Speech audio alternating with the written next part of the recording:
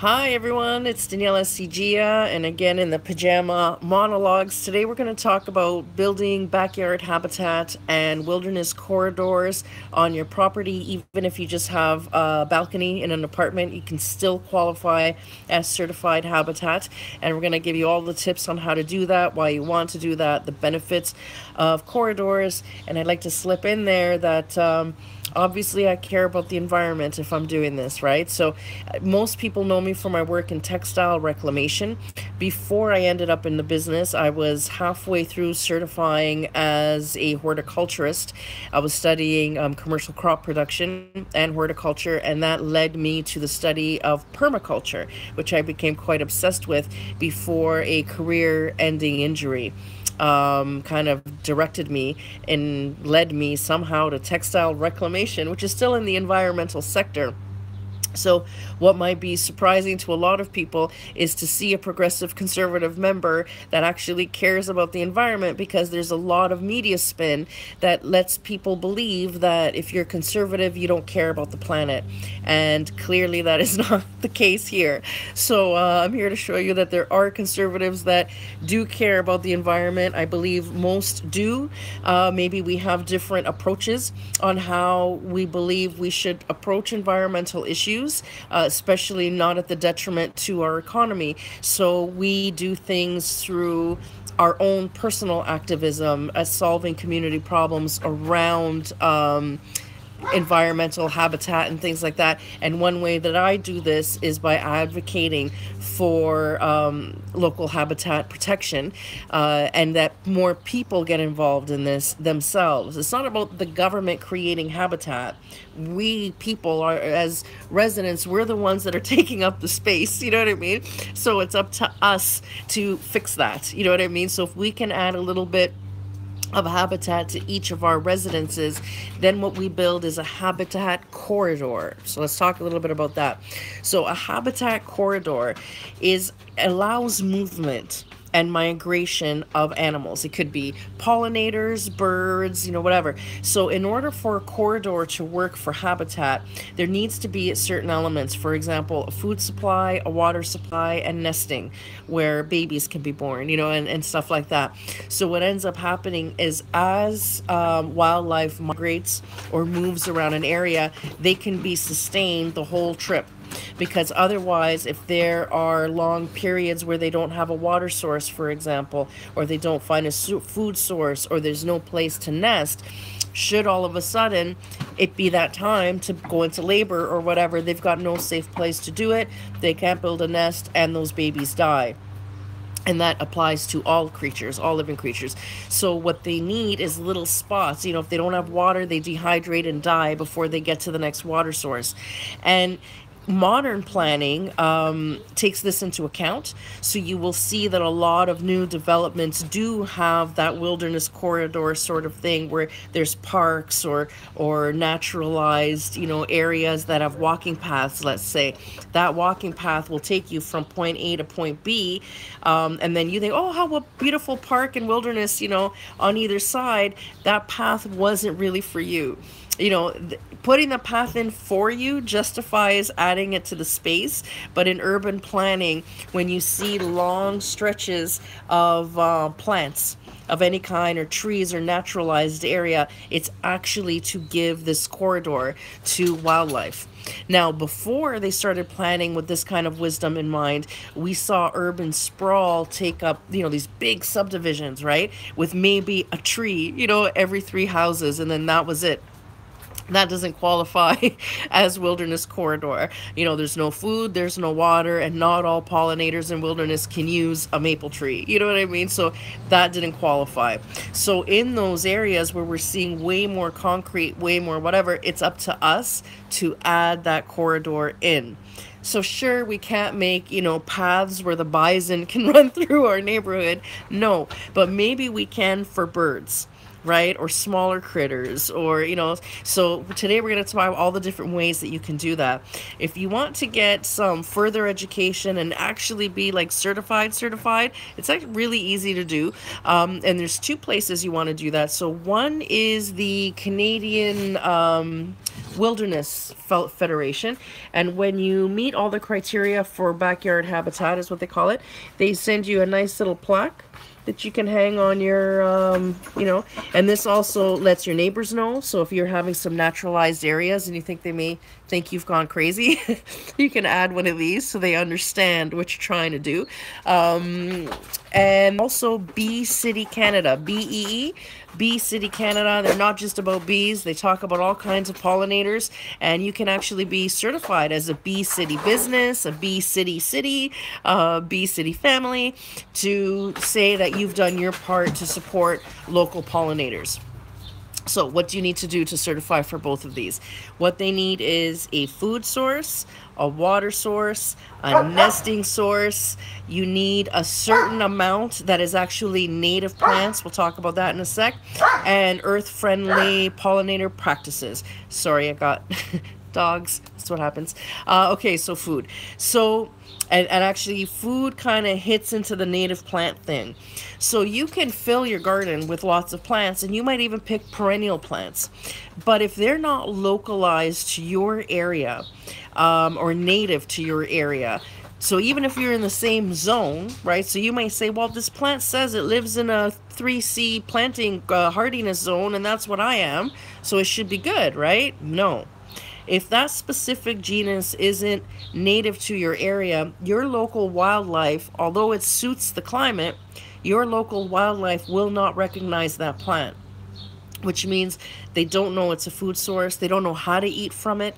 Maybe they can't eat from it because whatever nectar, whatever it emits is not part of their food or part of their diet.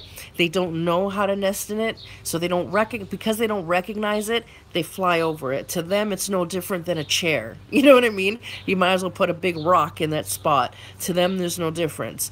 Animals, wildlife know to recognize certain specific things because of its smell, the way it looks. They know what their native plants are. So you need to have a certain, and it's not like a percentage. It's not that you have to have 50% native plants, but understand that the more native plants you have in your yard, the more use that your wildlife can make of it. So if you can add more native plants, you're going to see way more native critters coming around.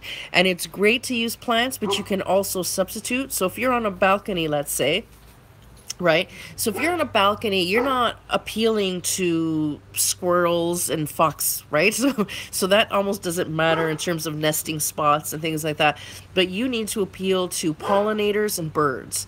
So you can have plants in pots, right? If balcony is big enough that suits that, but you can also substitute or supplement with seeds or whatever kind of food is good for the birds and pollinators. I guess seeds really isn't good for pollinators, but for birds anyways, you can supplement a diet with that. But a really easy way, especially for pollinators, is just to add some plants of things that they recognize that use from their local area. And then you need a water source. So everybody automatically goes for the bird fountain, and that's great, and that's counts. So do that if that's all that you want to do. But there's something to be said for putting in a wilderness fountain. So wilderness fountain is on the ground. And that means that any little critter, your squirrels, your mice, your, bunnies, whatever, have a water source. And when you put this in your yard, you're going to see a lot more birds. You'll see things like, it depends where you live, but in my neighborhood, I've seen fox, possum, raccoons, I've seen all sorts of things come to my fountain. And it doesn't have to be fancy. My fountain is the bottom of an old rabbit cage. That's it. And I fill it with water, clean it about twice a week. I have some waterborne plants that I keep in it so that it keeps the algae down, which keeps the maintenance down. And the critters love it, the birds love it. Now, watering pollinators, Bee City can teach you about this, but that's a specific thing. Now, my little rabbit cage does that too. So it doesn't, again, nothing has to be fancy. You can take a bowl, fill it with marbles, and fill it with water. And the marbles give something for wasps and pollinators to stand on while they sip without getting drowned, right? My rabbit cage, the rim of it has a little lip. So if I fill it right to the top where the water reaches the top of that lip, I've seen wasps and bees and stuff, they hang off the side and then kind of dip in and they're able to drink. So my little rabbit cage actually serves as a pollinator waterer also. So again, I didn't even have to buy that. I had an old cage in the garage. Guess what? It's now a wilderness fountain. So, and you can do things like put sticks or bricks or something, rocks in it, so that little critters can not fall in. And if they do fall in, they can climb out easy. So that way you don't wake up to any trauma, anything traumatizing to look at. So I make sure that they can get in and out and little ramps. And it's just fun to make that for them anyway. And it's amazing then, you know, you set your chair up where you have a nice view and watching the birds have a bath and little critters, you know, in the morning seeing a fox in your yard is fun. So it'll bring stuff to your yard. And guess what? When you do this stuff and you bring more pollinators to your yard, amazing other things happen, like they poop. They poop in your yard, and sometimes that poop has seeds. So you will see these gorgeous flowers appear in your yard that you never planted. And I can't tell you, every year there's new plants that appear that I didn't have anything to do with, and they're gorgeous. So let them garden for you, and they'll do a good job. And one way to have them do that is to attract them to your yard. Shelter is also incredibly important. Again, this comes in with the native plants. If you put in a lot of native plants, you almost automatically have shelter for them. But the other thing that you can do is, for example, little rock piles or little piles of twigs and sticks and logs. You get snakes that'll go in there, and snakes are also amazing irrigators for your yard. So you want snakes in your yard.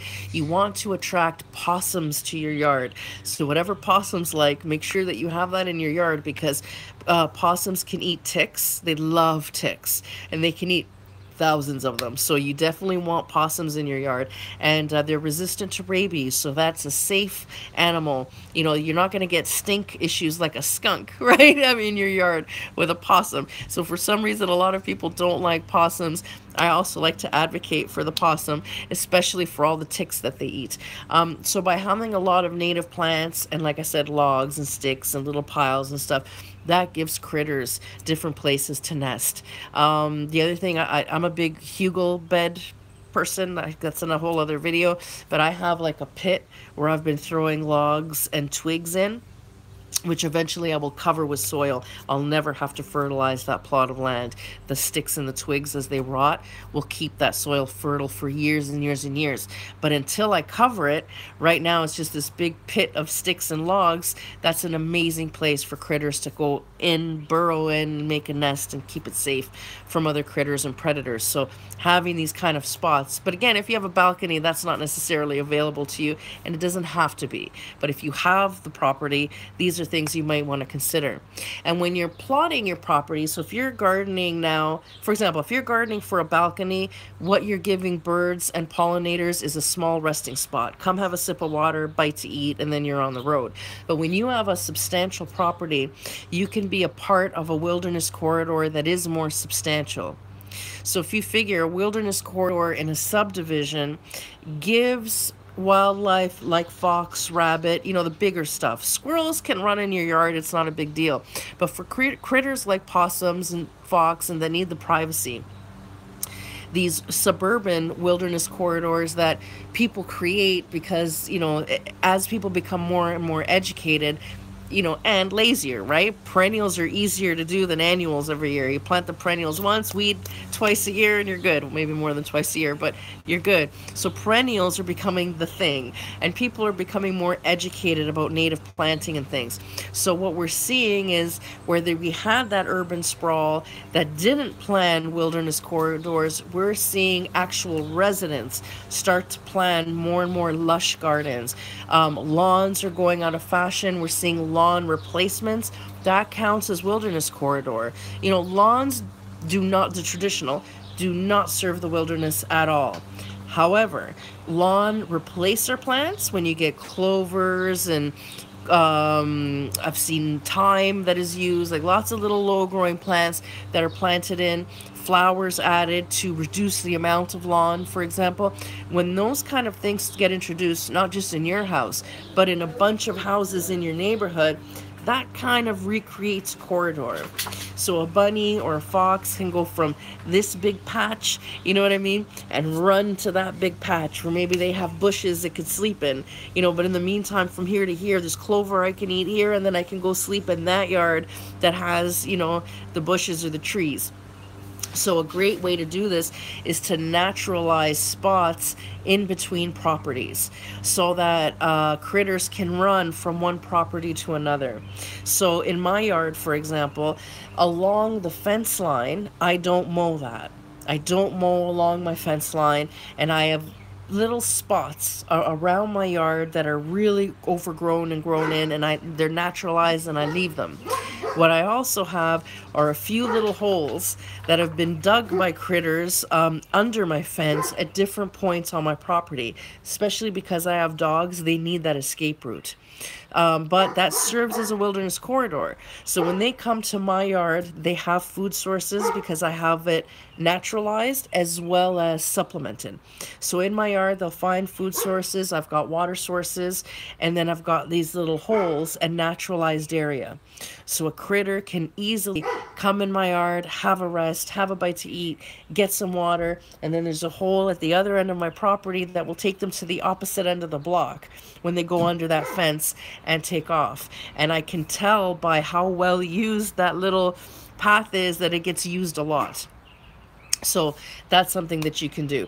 And the most important, once you've installed all these holes and waters and sticks and plants and everything else, is that you commit to using earth-friendly gardening practices. So you're not going to, you know, what's the point of putting in all these beautiful plants for pollinators, and then you spray them with chemicals and everything that comes to your yard dies? Like, you know what I mean? That kind of defeats the purpose.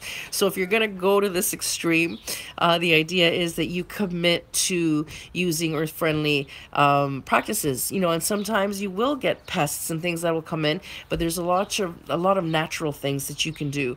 I'm a big fan of essential oils in the garden. I use essential oils, things like tea tree oil, peppermint, you know, these kind of things you can use in the garden with amazing success when it comes to pests and aphids and things like that. So there's things that you can do naturally that will improve the longevity of your plants and help you deal with pests and all that stuff without having to buy the dangerous chemicals. So again, what you're giving your neighborhood when you're doing this, you are giving your neighborhood critters a chance to survive in an environment that is not in their favor. You are helping to give a safe place for food and water where animals can come and not die when they eat. That helps improve habitat, wildlife. It helps improve population numbers, especially of pollinators, which are now in decline. And that's you doing your part. However, there's other things too that it does for you. For example, they have been able to quantify how a certain number of trees can impact the health and longevity of local residents. So the more trees in your neighborhood, you know, the more the air around you gets cleaner, it's cooler, right? It keeps the sun down, which means you get better water retention. You'll get less flooding in those areas because naturalized little patches of earth and trees, they suck up a lot of water. So if you live in a neighborhood that sees a lot of flooding, or your land sees a lot of flooding, some really intelligent planting practices can help remediate those problems. So this kind of planting has a benefit for you too. It's not only helping the environment or pollinators and stuff, it's helping you as well. So you will see the quality of your health improve the more trees are on your property. So when you're thinking of landscaping in your area, or making some landscaping changes, you can landscape with this in mind, right? To say, well, maybe where can I put a patch of corridor? You know, what can I put that the birds will love, and the butterflies will love, and the bees will love, and bring more critters to my yard. And then again, they'll do the planting for you after that. You'll see wonderful, amazing surprises come your way in terms of plants. So, and once you do all that stuff, like I said, can get yourself a little plaque to put in your yard, and you can feel good about what you're doing. So remember, food, water, shelter, native plants, and earth-friendly planting, so that you can create wilderness corridor, and you can even coordinate with your neighbors and plan stuff together, and that's fun too. You know, okay, I'm gonna put the bushes here, and then we'll dig a hole under this fence so they can go from your yard to my yard, and in my yard I'm gonna put this, you know, and you can have a lot of fun. And if your neighborhood does this as a conscious practice, you'll be surprised at all the wildlife and the beautiful birds, and the variety of birds that I see in my yard certainly was not like this when I moved in. So the things I've done to my property have really facilitated the increase of pollinator. You know, when you walk in my yard, you can hear buzzing. Like, you can literally hear buzzing when you walk through my yard, because I'm like, you know, the party house of my neighborhood for pollinators and birds and things like that, because they're very well taken care of here. It was my first thing. When I said I wanted to buy a house, my goal was to buy a house so I could certify my property. And it was literally the first thing I did when I moved in. So I've been actively pursuing this, and I've been seeing the benefits and reaping the benefits of it all of these years. And I urge you to give it a shot, because it's a really fun way of helping the environment, and in a very active, energized way that has immediate impact. I don't need the government to fund this. You know, I don't need the government to help me with this. This is something that I, as an individual, can do to support my community and support the environment, because there are progressive conservatives that really do care about the environment.